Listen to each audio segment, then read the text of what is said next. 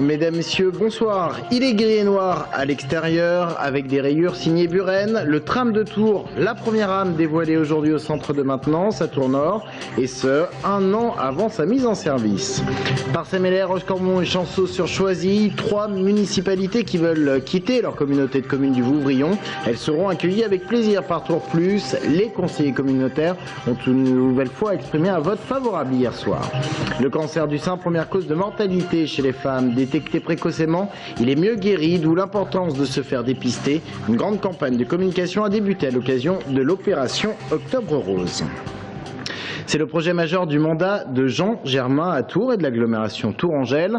Le tramway entre dans sa dernière phase et aujourd'hui, événement important au centre de maintenance de Tours Nord. La première rame, arrivée au début du mois de septembre, on vous en avait parlé, eh bien cette première rame a été officiellement dévoilée. Elle est dessinée notamment par Buren. 20 autres viendront compléter l'offre du tramway de Tours. On retrouve sur place Anaïs Michaud et Jérôme Alain. Vous l'avez vu tout à l'heure, c'est en grande pompe qu'a été inaugurée ici la première rame de tramway au centre de maintenance de Tours Nord. Une rame arrivée à Tours le 5 septembre et qui avait mis 2 jours pour venir des entrepôts d'Alstom situés près de La Rochelle. Aujourd'hui, le dévoilement de la première rame, c'est tout un symbole puisque le projet du tramway devient plus concret que jamais. On écoute la réaction de Jean Germain, sénateur maire de Tours et président du SIDCAT.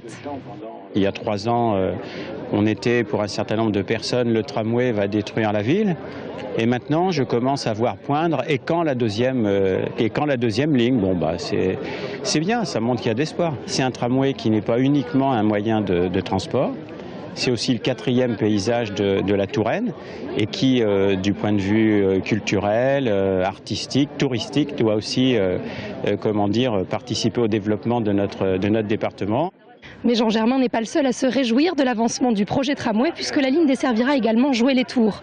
Je vous propose d'écouter Philippe Le Breton, le maire de la commune. C'est une véritable dynamique et les gens sont très en attente de l'arrivée du tramway.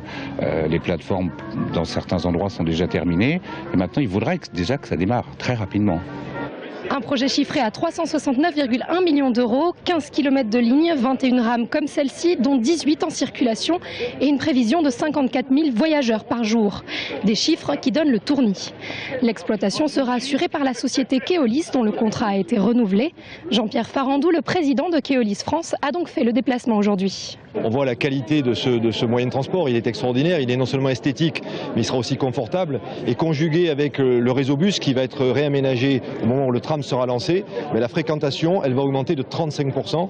On va passer de 25 millions de voyageurs par an à plus de 33 millions de voyageurs par an. Donc c'est un coup de boost extraordinaire qui va être apporté à la fréquentation du réseau fil bleu.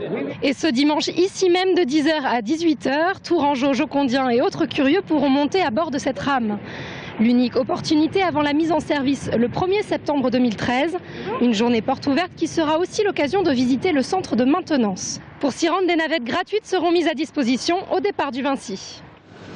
L'agglomération Tours-Angelle dit oui une nouvelle fois pour accueillir 3 nouvelles communes en son sein, les communes qui veulent quitter la CCV, la communauté de communes du Vouvrion, pour rejoindre Tours Plus. Hier soir, le conseil communautaire de l'agglo s'était réuni sur place Brian Bock. Devant le siège de la communauté d'agglomération de Tours, l'heure est à l'action pour les défenseurs de la communauté de communes du Vouvrion. Objectif, convaincre les élus de s'opposer à la demande d'adhésion à Tours Plus de 3 communes, Parcelles-Mélèze, Rochecorbon et Chanceaux-sur-Choisy.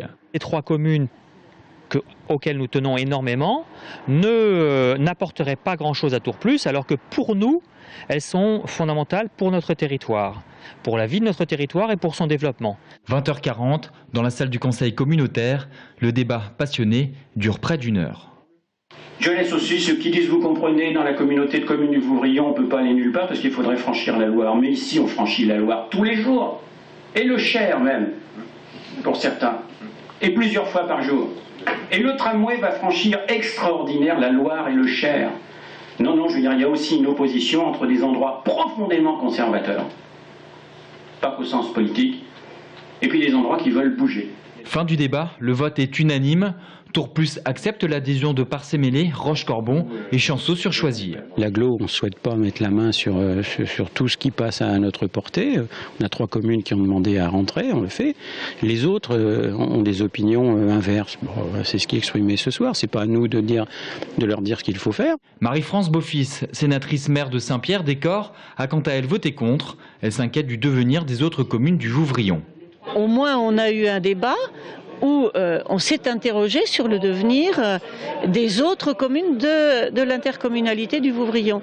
Je ne pense pas qu'on puisse dire d'un seul coup on accueille des communes sans se préoccuper de celles qui étaient déjà en intercommunalité avec elles, parce que c'est en effet leur devenir.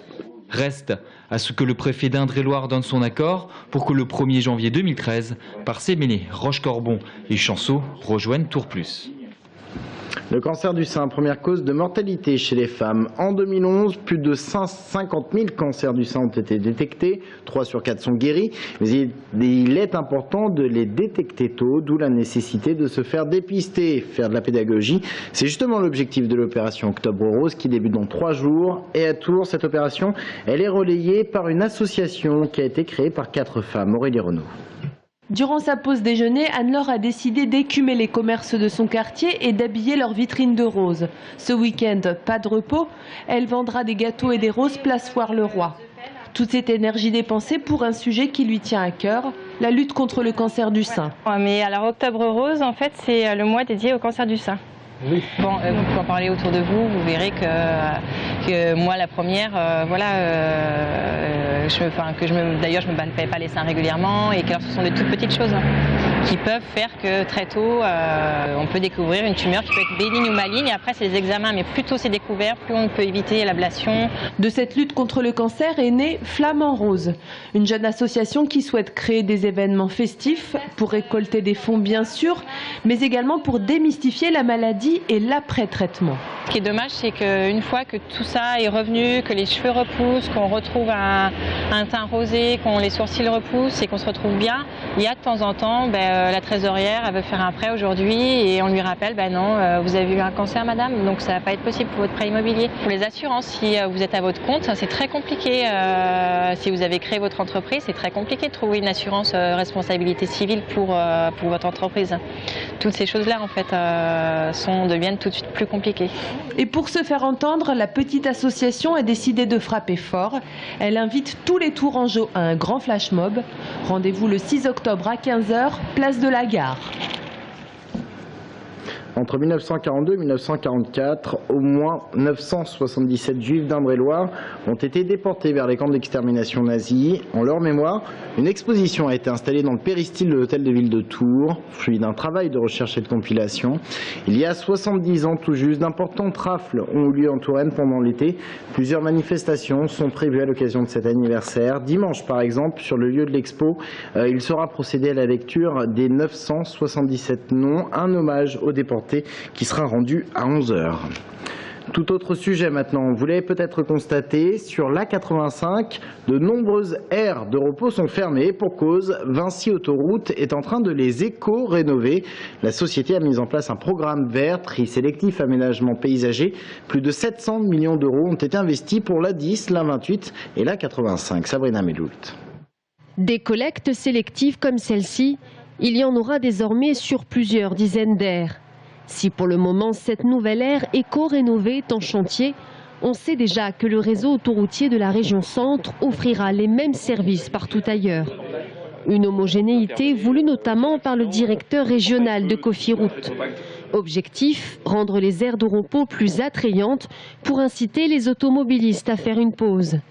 Et si l'autoroute est déjà soumise à des réglementations environnementales, notamment à la loi sur l'eau, l'écologie reste de toute façon une préoccupation incontournable.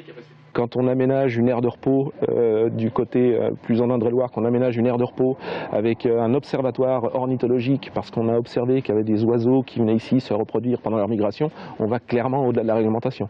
Donc voilà, l'éco-rénovation, c'est un mélange des deux, c'est à la fois une remise aux normes d'autoroute anciennes, et puis il y a aussi un effort supplémentaire qui est fait pour rendre ces autoroutes, ces infrastructures encore plus respectueuses de l'environnement, oui. Et le projet ne s'arrête pas là. Des stations d'épuration à la rénovation des sanitaires, tout en réservant des espaces séparés aux véhicules légers et aux poids lourds. L'ensemble du réseau est traité de la même façon. Pour nos clients, on met en place un carré de jardin qu'on appelle. Donc c'est un espace détente avec des plantations, des transats en bois. Et sur celle-ci, il y aura également une aire de jeu pour enfants et quelques agrès aussi pour se détendre. À l'échelle de Vinci Autoroute, plus de 700 millions d'euros ont été investis dans ce programme. Un projet qui vise à encourager les comportements responsables des automobilistes. Un mot de sport, le Tour FC se déplace demain à Caen dans le cadre de la 9e journée de Ligue 2. Le match est à 14 h. Cela fera du bien à une victoire car Tours est tout en bas du classement. Caen, quant à elle, est classée 5e avec 14 points. Pression, non, pas plus que d'habitude. De toute façon, il faut qu'on progresse. On sait que ça passera par du jeu. Il faut qu'on progresse dans le jeu. Il faut qu'on progresse collectivement. Il y a aussi le retour en forme de certains joueurs. Donc il faut qu'on continue sur notre petite dynamique là, parce que même si contre Sedan, on ne peut pas se contenter d'un match nul, on est quand même sur 3 matchs sans défaite. On a pris 5 points en 3 matchs. Il faut essayer de continuer dans ce sens-là. Voilà, on sait qu'on va jouer une belle équipe, une équipe qui est candidate à la montée. Mais bon, à nous d'essayer de ramener quelque chose de Caen. Merci d'avoir suivi cette édition qui s'achève ainsi. Restez avec nous, l'information continue dans un instant. On va parler du devenir du territoire de l'agglomération Tourangelle élargie. Nous recevons Christian Gattard, le président du syndicat mixte de l'agglo Tourangelle. A tout de suite.